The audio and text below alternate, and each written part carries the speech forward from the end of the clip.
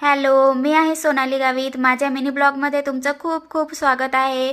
पहिले तर ना इथं मी किचनमध्ये आली, अंघोळ करून छान अशी रेडी झाली आणि मग नंतरला चहा घेतला आणि मग लगेच पोहे बनवून घेतले, कारण की लगेच दुपारचं पण जेवण बनवायचं होतं मला. मग पोहेच बनवले, खाल्ले आणि दुपारी जेवलो आणि तसंच पसारा ठेवून दिलेला. तर मला आलेलं टेन्शन, आता सगळं क्लीन करून घ्यायचं होतं मला.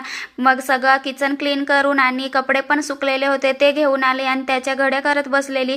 आणि आता कुठला ऋतू चालू आहे ना ते पण मला कमेंट करून सांगा, तुमच्याकडे थंडी लागते का?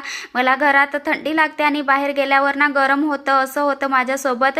मग सगळ्या घड्या घालून ठेवल्या आणि किचन मध्ये आली. पहिले तर ना राजमा भिजत टाकला, कारण की उद्याची तयारी आणि जेवणात काय बनवायचं ना ह्याचा विचार करून करून माझं तर खूपच डोकं दुखतं. मग मी एकटीच होती जेवायला. मग काय घेतली टमॅटोची चटणी बनवायला, मला तशी पण आवडते. मग घेतले 2 टमॅटो कापून आणि कढईत छान जिऱ्याची फोडणी केली आणि त्याच्यात टमॅटो टाकून दिला. टमॅटो छान असा मऊ झाला की त्याच्यात मसाले टाकले आणि मसाले पण छान परतवले. मग त्याच्यात थोडासा दाण्याचा कूट टाकला, मला आवडतो म्हणून. मग इथं तांदळाची भाकरी करायला घेतली. बघा किती टम्म फुगली माझी भाकरी. तर 2-3 भाकऱ्या बनवून घेतले आणि मग लगेच जेवायला घेतलं. या तुम्ही पण जेवायला. आणि जेवताना ना मला तारक मेहता बघल्याशिवाय तर जेवण जात नाही. मग तारक मेहता लावला आणि छान जेवण केलं आणि मग किचन सगळं क्लीन केलं. तर असेच माझ्या व्हिडिओला लाईक करा, शेअर करा, फॉलो करा. बाय.